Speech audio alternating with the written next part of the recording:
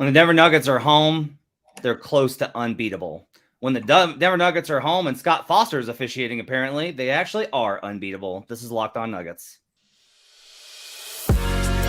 You are Locked On Nuggets, your daily Denver Nuggets podcast. Part of the Locked On Podcast Network, your team every day. The Locked On Nuggets, your daily Denver Nuggets podcast, part of the Locked On Network, your team every day. Thanks for making us part of your week. Appreciate you guys joining us and making us your first listen. We're available on all platforms. You can join us on YouTube and be a part of the show, hanging out with folks like Danny and Tyson, hanging out in the comment section. You can follow us on Apple Podcasts, Spotify, everywhere that you can get podcasts. You can catch a version of this show. We're glad to have you guys with us and appreciate you taking time out of your day to listen to us. On today's show, we'll get into the win over the Toronto Raptors, another impressive performance by Michael Porter Jr. We'll get into Reggie Jackson's comments after the game about how impressive the Denver Nuggets culture is. Sorry, the comment section is making me crack out. How impressive the Denver Nuggets culture is, and some comments on Christian Braun's spot in the rotation. We'll also talk a little bit about other goings on in the Western Conference today on the show. I'm Matt Moore. I'm the senior NBA writer for the Action Network, joined by Adam Mares from DMVR. Make sure to check out every pre and post game show over at DMVR, as well as their daily podcast and all their great content at DMVR. Adam, how are you this morning? I'm good, man. How are you? The always chatty and conversational Adam Mares. I'm good. So the Nuggets get the win on Monday night, 118-113. They do not cover the final spread of 7. Thanks for that, Nuggets. Did you wouldn't have taken that, did you? Oh, I bet them. Yes, I absolutely. Oh, come on, man. What? They're unbeatable at home. I know, but that doesn't mean they're going to cover a spread. They've actually been really great as home favorites. They've been great against the spread. You're right. Look, as soon as the game started, before the season ended last Friday. I know. As soon as the game started, I was like, oh God, it was more of a letdown spot. Oh God. And it's more impressive that they got the win that way, right? Like the Raptors did everything the Raptors do. Hustled, points off turnovers, offensive rebounds, all of the length, complicated defensive schemes. And it still wasn't enough to hold off Denver. The biggest thing for me, and this is like a broken record for me at this point, but I just keep walking away from all these games where Denver comes out a little flat to start or is missing shots early, or the defense is really clogging things up. And it's just like, you can't hold down the starters' offense for 4 quarters. You just can't. Eventually they're going to find a rhythm. And once they start going, it's like the momentum for this team at home is crazy.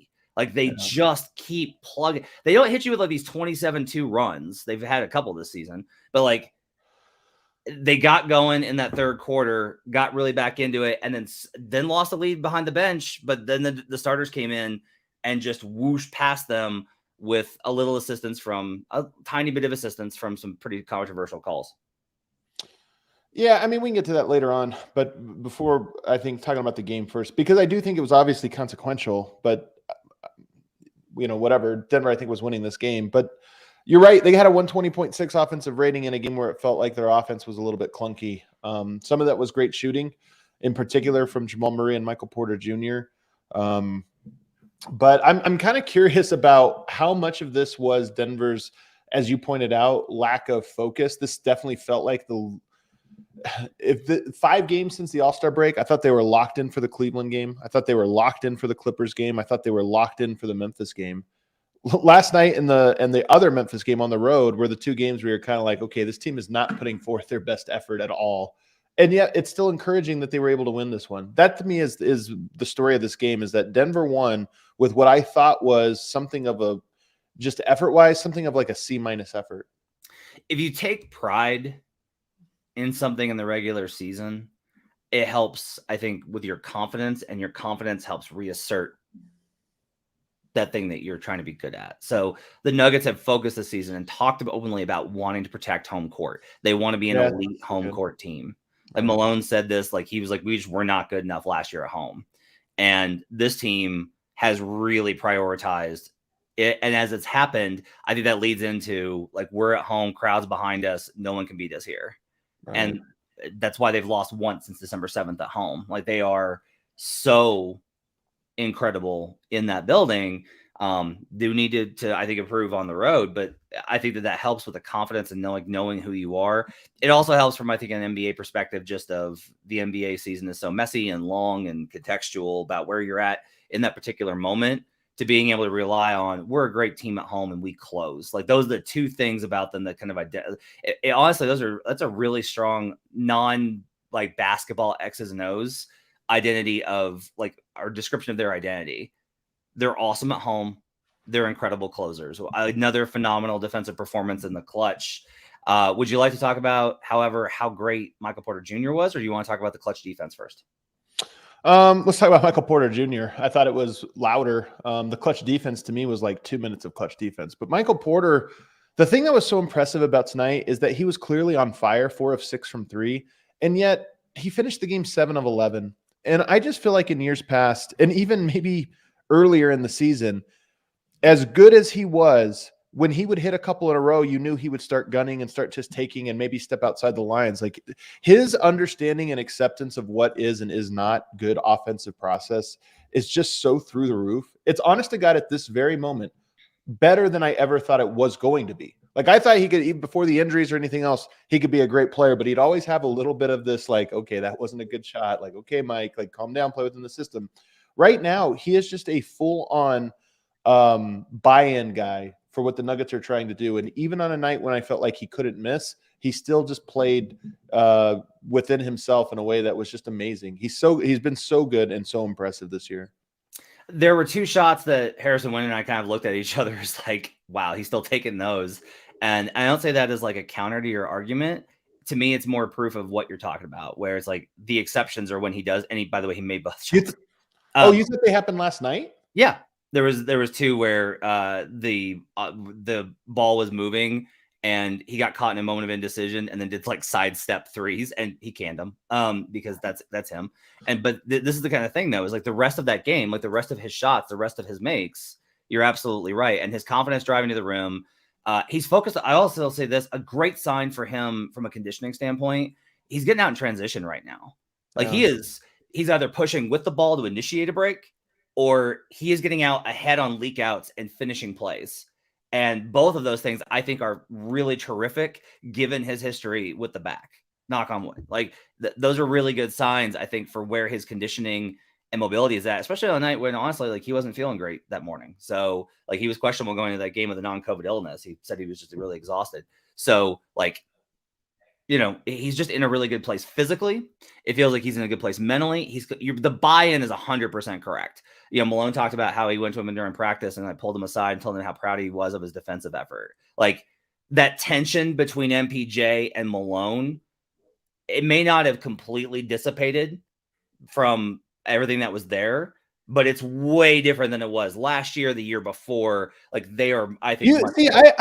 You keep couching this. Something got into you, Matt, over this last like 24 hours, because you keep couching this. To me, I think Michael Porter. It's hard to say there is one story to the Nuggets, but if I had to pick a top one, I think it's Michael Porter's like fitting into the system and his buy-in. And so this like couching it with these like caveats of, well, most of the time this or that.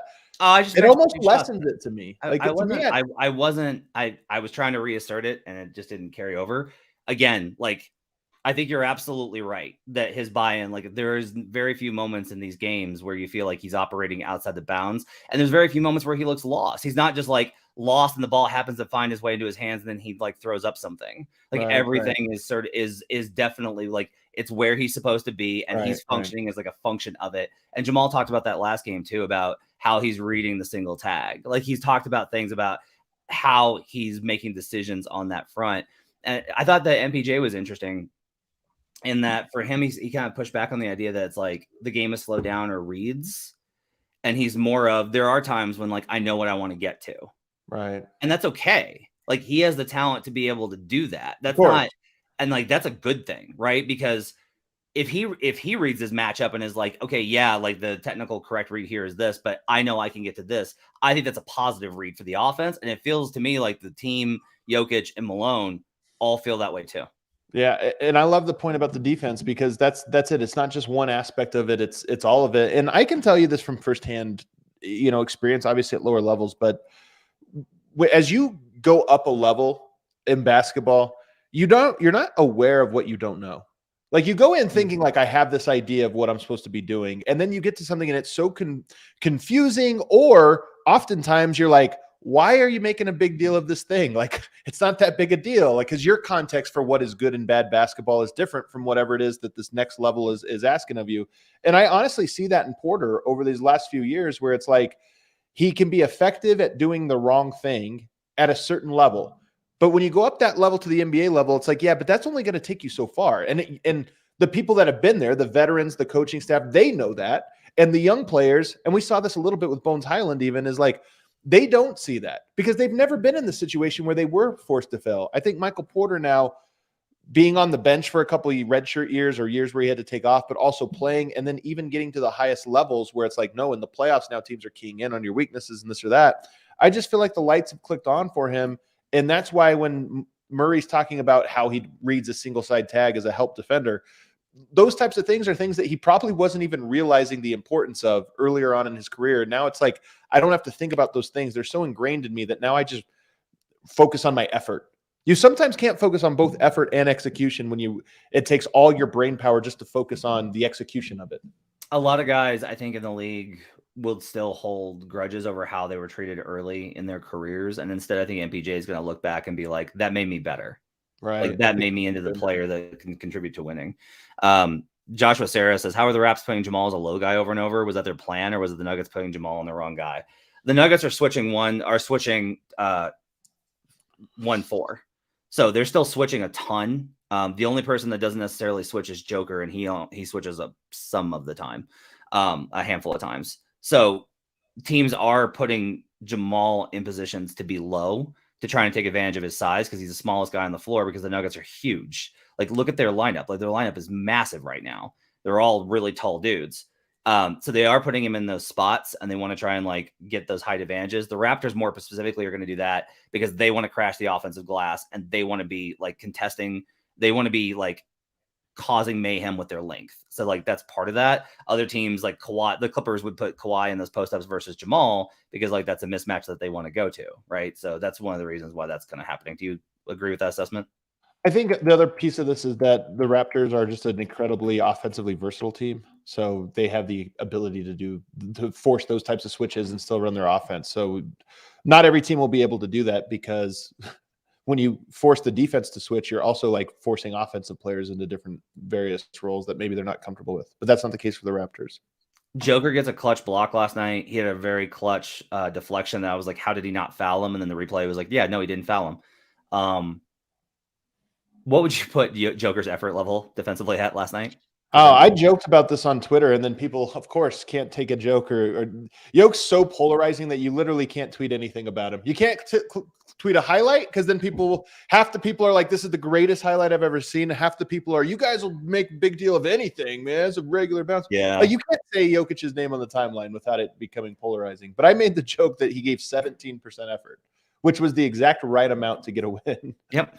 I agree with you. I completely agree with you. I thought he was pretty rough for last night. Like Fred VanVleet was just going at him every single time and hitting pull-ups. Like, and then Pirtle was sneaking around him for this finish. Yeah. It just his effort was not very good. I didn't think last night. And that's okay. Like honestly, that's the thing is like we talked about this. This game wasn't important.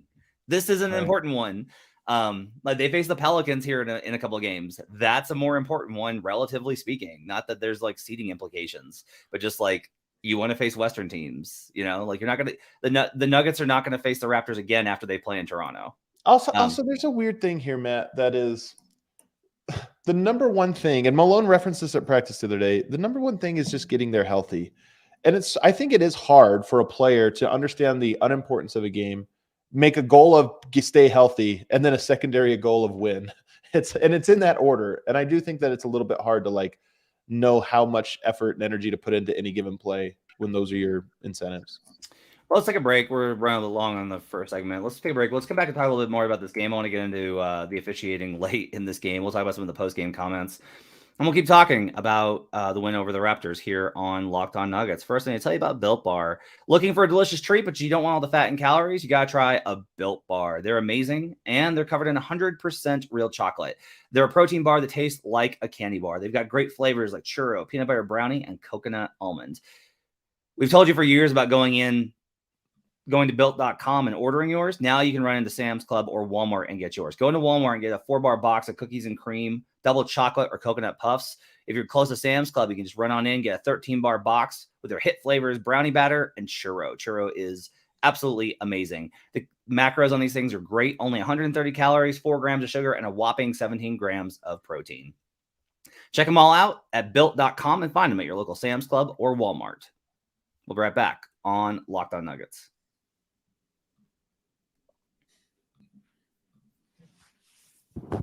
Back here on Locked On Nuggets. Thanks for joining us and making us part of your day. Appreciate you guys being with us. I want to go ahead and get to this real quick.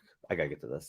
I haven't seen it. Y'all see what Perkins just did on national? I don't care.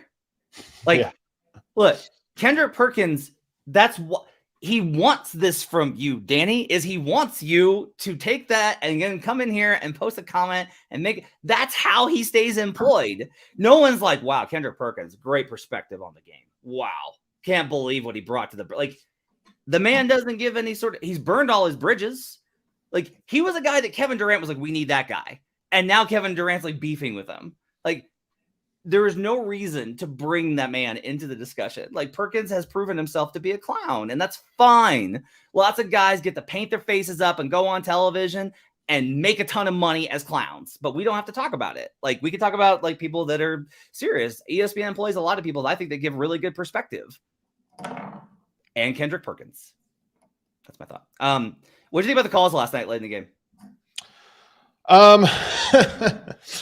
Watching it at the bar is different because you're not getting the broadcast, commentary. And in those moments, it can be especially useful to hear the broadcast because you know what's being discussed. I couldn't even hear the explanation for the why they overturned the call. I only saw the one replay of it where Jokic hits the ball and then kind of slides to the hand. I thought that the challenge would be rejected and they won. So I was a little bit surprised by that one. But the play that mattered most, that one, whatever. The play that mattered most was the ejection of Scotty Barnes. I don't know, Matt, what is players can say a lot of things. Draymond can throw a fit. He can get in a ref's face and say some things. Allegedly, it was because Scotty Barnes questioned the integrity of Scott Foster. Now, he did that by saying, y'all are cheating the game or something, or cheating or something of that, referencing cheating. To me, that's a soft questioning of an official's integrity. That's different than, you're a compromised official. What are you betting on the game? Something of that nature. If he just said you're cheating, to me, that's at best one tech, not an ejection full on throw out. So to me, it was a very, very strange decision of Scott Foster. And then the fact that it was one of the 5 officials whose name we know, because he is a guy who's, sort of known for these types of reactions, makes it a lot worse. So it kind of is a bummer because my confidence level that Denver was going to close that game was at 99%. They had stormed back from 6 down in the course of 45 seconds, taken all momentum and were controlling everything. But that play certainly left open the door for doubt. Yeah, I mean, that's the thing is, and Raptors, smart Raptors analysts felt the same way. As they're probably losing that game anyway. Yeah. William Lou's my go-to on that kind of stuff, and he was like, they're probably losing, and William was like, I want to talk about how the Raptors blew this.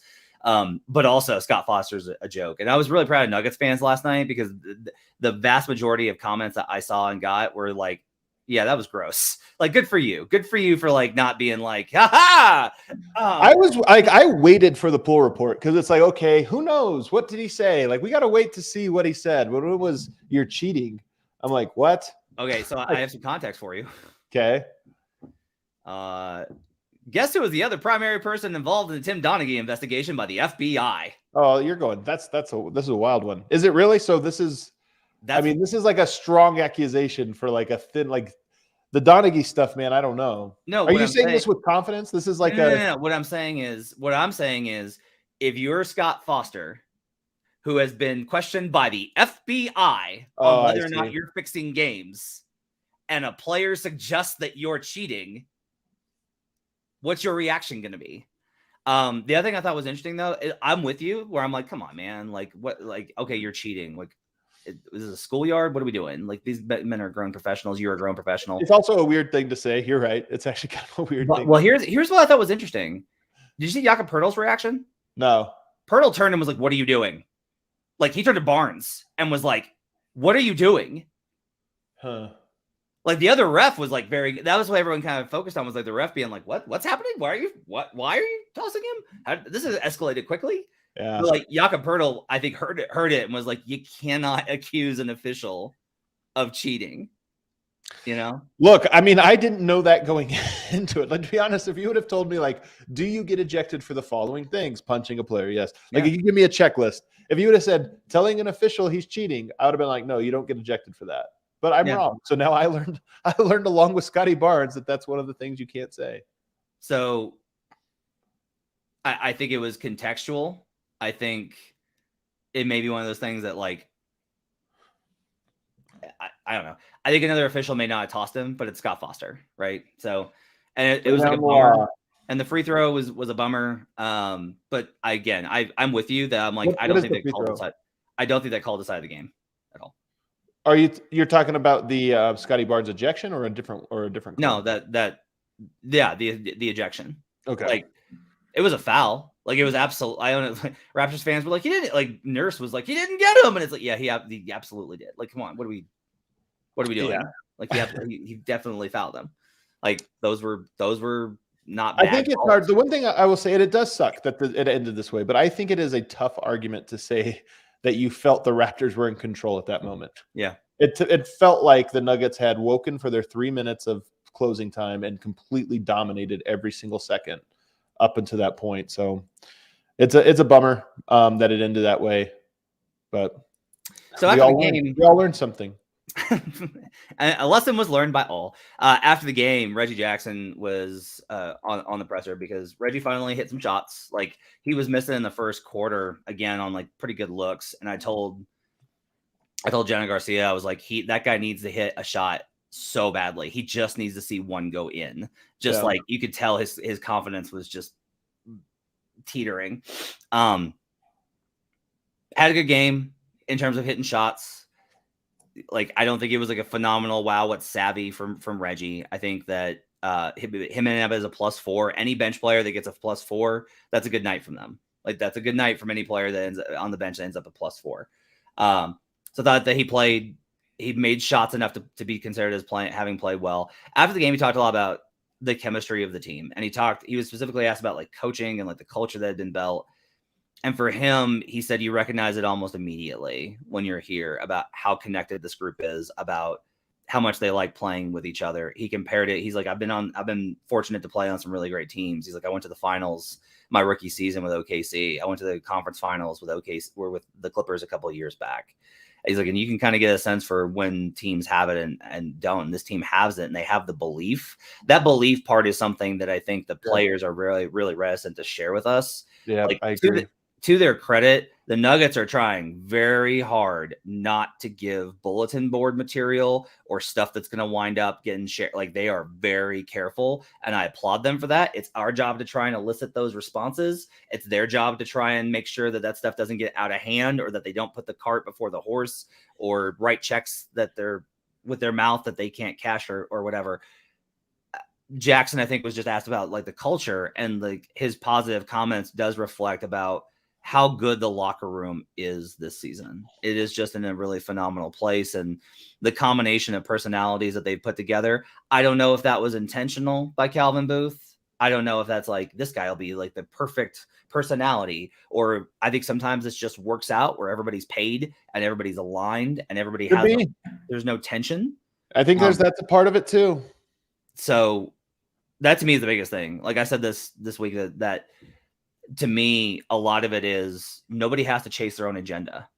Like nobody has to go beyond, because everyone's taken care of at this point.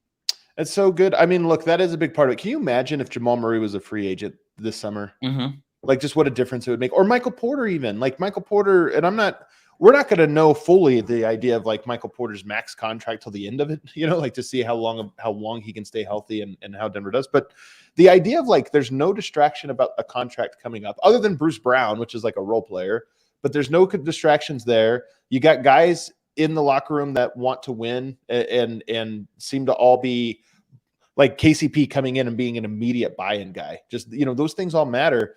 And we saw this last year with Austin Rivers, or was it 2 years ago with Austin Rivers when he came here and talked about, I've been in a lot of locker rooms, this one's special, whatever. There's enough of this now. And I think enough personality, that was one of the things that was missing. But now there's a mixture of personality and buy-in and all those things that when I see these comments, to me, they're a big deal. And then I'm going to go back to what you said about the confidence thing.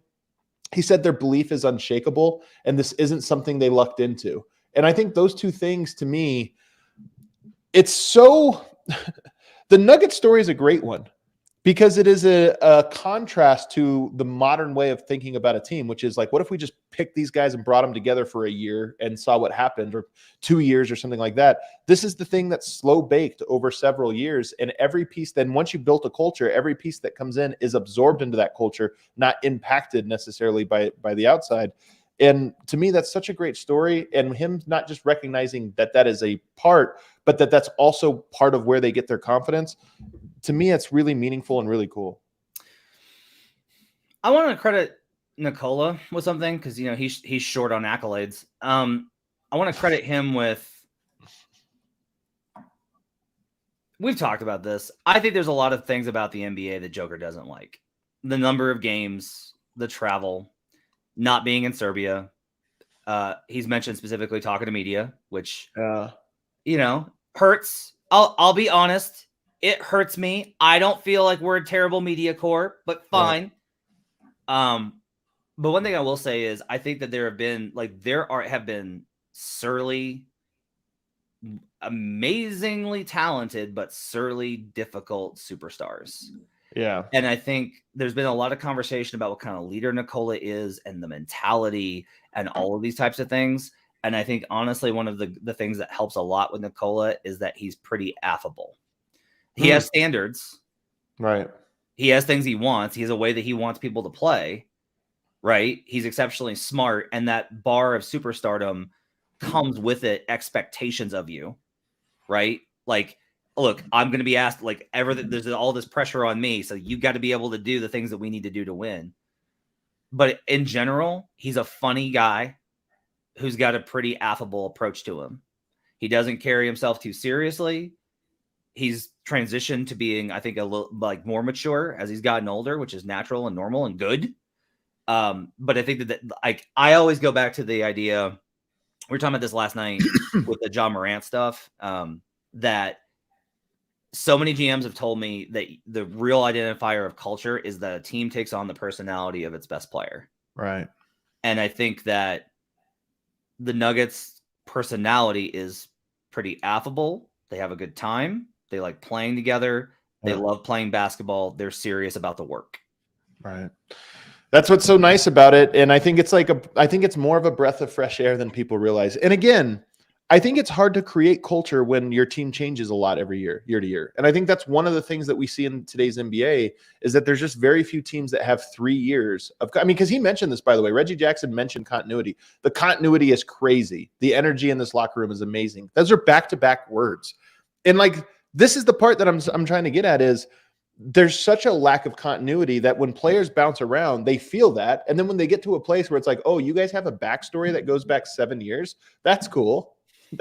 That's where these roots go so deep. And that's what makes Denver a compelling story. And to be honest with you, it's one of the reasons I don't love the MVP conversation is because it swallows up every other one. And the story of the Nuggets to most basketball fans, NBA fans, because it's the story that's been told of them, is the story of Nikola Jokic. And that's obviously a huge part of it. It's the biggest part of it. But the Nuggets' success this postseason is going to be a lot about Jokic and his own individual greatness, but it's going to be even more about this collective thing they've been building as a unit. And that, to me, is why it's such a bummer that it's really just gets reduced down to this individual where a bunch of guys are his backup singers. Yeah, they'll have that's a great point. They'll have opportunities, I think, to rewrite that in the postseason. I agree. Or we'll just talk about Western Conference MVP and we'll just do this whole thing again. and the Western Conference MVP. Let's take a break. We'll come back and we'll get into. I have a question that has been bugging me that I got to ask Adam Mares about. It's about the Golden State Warriors. We'll come back and talk about that on Locked On Nuggets. But first, the midway point of the NBA season is here. Now's the perfect time to download FanDuel, America's #1 sportsbook. New customers get a no-sweat first bet up to $1,000. Bonus bets back if your first bet doesn't win. Download the FanDuel Sportsbook app. It's safe, secure, and super easy to use. You can bet on everything from money line to point scores and threes drained. I had a FanDuel promotion for Action Network I had to do yesterday as part of my job. I took Anunoby threes because Anunoby takes the most corner threes, 2+. He hit 2 corner threes. I took Scotty Barnes, 10+ points, had 12 points when he got ejected. Whew! And I took the Nuggets money line, not the spread. Let's go. Hit that same game parlay. You can find that at Action Network. FanDuel even lets you combine your bets for a chance at a bigger payout with the same game parlay. Don't miss the chance to get your no sweat first bet up to $1,000 in bonus bets when you go to FanDuel.com/lockedon. That's FanDuel.com/lockedon to learn more. Make every moment more with FanDuel, an official sports betting partner of the NBA. We'll be right back on Locked On Nuggets.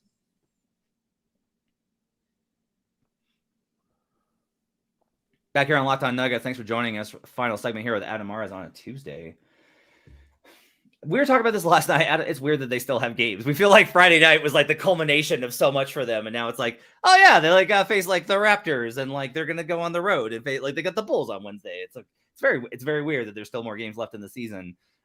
Magic number down to 11 for the Denver Nuggets to clinch a playoff or to clinch #1 seed in the Western Conference. There's a good chance that they're done with that by like the last week of March.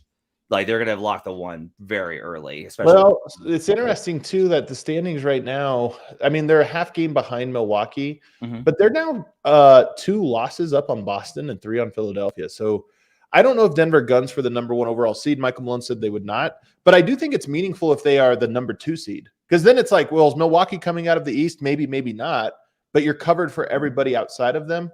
That would be a pretty big deal to me. I have a question for you because it's been bothering me a lot, and it may come to be a very, very important one. The odds makers believe that the Phoenix Suns are going to pass the Sacramento Kings. I don't know if that's the case. This is going to be real tight. Currently, I have the Kings projected to finish 0.6 games ahead of the Phoenix Suns. That's how close this is. Okay. They would finish in the 3rd seed. I still have Memphis as 2. They've got with that lead. I don't like to take about like we reach these points where it's like we're in that conversation now where everybody's like the Grizzlies could slide to 7, and it's like, guys, they're not going to play the worst basketball of the season for the entirety of the season. Now, Ja Morant may be facing a pretty serious suspension, but we've seen them win without Ja Morant. So like I think Grizzlies are going to get 2. My question for you, if it's Suns Warriors in the 4-5, who do you want to win that matchup as a Nuggets fan? The Warriors, and not because I'd rather play them. This is my honest to God answer. This is a great take. This is a phenomenal petty take. I love it. This is my honest to God answer, is that I would want the Warriors to smack the hell out of them, even though they might be a tougher matchup. I'm not sure if they are a tougher matchup or not. I mean, I'm very curious for how Golden State would defend Jokic. He obviously had his way last year, and they were able to like double off of their shooters for most of the game and not have to guard pick and rolls. This is weird to say, Matt. The volatility of the Nuggets in the playoffs, until they win it, I'm always going to be, nervous. But I genuinely think they're better than everyone, including the Suns. So both of those teams would be really tough. My vote would go for the Warriors, just because I don't want to see the Suns win anything. And then I like this one too. I do like that from a narrative standpoint, there's something to beating the incumbents. And I think that's a better story. Yeah. Jim says being the defending champs is the ultimate confidence booster. If you want a good example of that, the 2011 Mavericks swept the Lakers in the 2nd round. Yeah. And it was like, everyone was like, well, the Lakers are going to win because they're the champs. And then it was like, the Mavericks just are much, much better than them. I'm in a really tough place with the Warriors. I listened to the Low Post yesterday with Kendra, and shout out to Kendra. They were talking about just like Zach's like, look, the numbers say that this team is elite when they have all their guys. Right. And he's not wrong, right? Best net rating in the league, minimum 100 minutes, right? The Nuggets are like the Warriors are like plus 21. The Nuggets are like plus 17. Nuggets are second best with the starting unit. I would say that some of that is because like when Wiggins and Curry are out as much, you have like fewer of the outliers that just naturally drag that down. Like that gap is probably more narrow than the numbers indicate because of the games that they've missed. There's a couple of trends since 2000. Okay. Only one team with a seed lower than third has won the title. Right. The other one I found is that since 2000, this is a big one. No team, I want to get your thoughts on this. No team with a sub 500 road record has won the conference. I asked you the other day about what your concern level was about the Nuggets, like on the road, and you put it pretty low. You were like, I'm not really worried about it. I want to know why you're not as concerned about the road record. I just have not been like especially unimpressed with them. They played first of all, most of their road games came in the first 20 games of the season. Remember, they had an extremely road heavy first start to the season. And that's where most of their losses came. If you ask me, are the Nuggets more indicative of what they were in the first 20 games with Murray and Porter coming back or these last 20 games? I would say the last ones. So I just don't know. There's a lot of noise in like the sample size of all of that. I wonder what their road record is in the middle portion of this season. I would kind of be interested for that.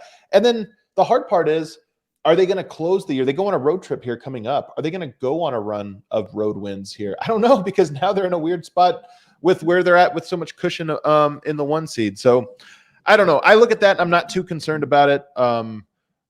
I would like to see Denver play some good defense on the road more than I would care about like the win-loss. But I don't know. This year's schedule more than any has been pretty uneven and unbalanced for Denver. Denver's 8-8 since December 7th. Is there a cutoff date that you want to put in there as far as like when they play? No, even then, like I know 2 of those games were rest your starters games. Yeah. Granted, one of them was against Milwaukee. They probably would have lost that game anyway, but you never know. They've been so good in Milwaukee. I kind of go the other way on that. They might have won it. Who knows? They've been so good in those situations. I'm looking up when Nikola played on the road since December 7th. They have a win at the Clippers on the road, which is a good one. They lost at Minnesota again, another like second night of a back-to-back game. Some of these 6-6 with Joker since December 7th. They beat Sacramento and lost to Sacramento. Like I don't know. I'm just not that concerned about it. I would like to see them play a little bit better. Just to we're in the nitpicking. Like, what are the road games that you need to see? Because is it at Toronto, at Detroit, at Washington? Oh, by the way, just so we're clear on this, I'm going to be all over Toronto in that game. Like, Toronto's going to be so pissed about how that game ended last night. And Denver's going to be like, okay, like road game in Toronto. Okay. Like that is the very definition of a sure game, I think, for Denver. But this is what I'm saying. If you're saying that Denver is going to not take that road game very seriously, why do you need to see them play well in a game that doesn't mean anything? That's kind of where I'm at with it. Is I'm just these upcoming road games just aren't that important. So is it important to me that they beat Detroit and beat the Knicks? Yep. I mean, it would be great to see them play well against the Knicks, but it doesn't really matter. Right. Look, they're the Knicks and the Nets and like the Rockets. The only real big one remaining is that Phoenix Suns April 6th game, and I'll just say like they're gonna have locked the 1 seed by then.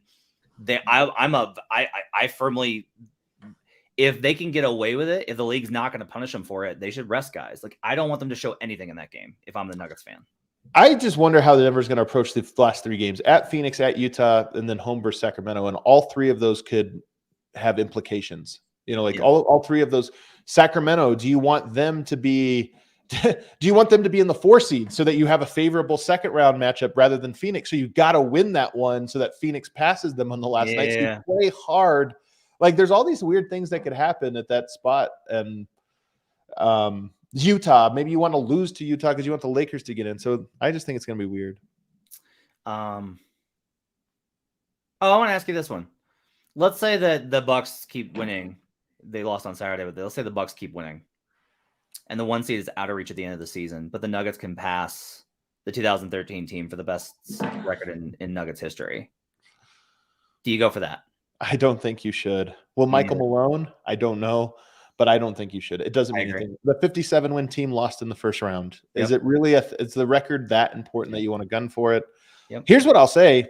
Just going through like the regular wins and losses, like just estimating, even if you factor in rest, Denver's on pace to get 57 or 58 wins. And that's being somewhat conservative, saying, oh, they'll probably lose at Phoenix both times. So I think that they might be in position to at least tie it, if not surpass it. Like last night should have been a loss. They won. Denver might just win a bunch of these that they should lose. Yeah, I have them projected right now at 56 is where I've got them projected, which would be a nice number, one below that team. And still, regardless of what Jeff Morton, King of Thornton, who's in the comments, says, I believe this is the best Nuggets team in history. So we'll see. He thinks it's not? Yeah, he goes back to those teams in the 70s and 80s. He's very upset that there's not. Well, there's no team from the 80s that's as good as this one. But if the 70s, I think he's thinking of the 76 team, which had. I mean, come on. I have no idea. Are you kidding me? That was. You're old, Jeff. I just want. It was before Jeff was born too, by the way. Allegedly. Jeff is 78. Come on, JP. All right, let's get wrap it up for Locked On Nuggets. I appreciate you guys being with us. Thanks for joining us. We'll be back tomorrow with another episode. We'll get you set previewing the Chicago Bulls game. We'll take a look around the Western Conference standings. We'll talk a little bit about I want to talk about the Kings a little bit tomorrow, as well as a potential first round matchup. We'll do that tomorrow. Make sure to follow all of Adam's work at DNVR. You can check out my work at the Action Network. We'll see you guys again tomorrow on Locked On Nuggets.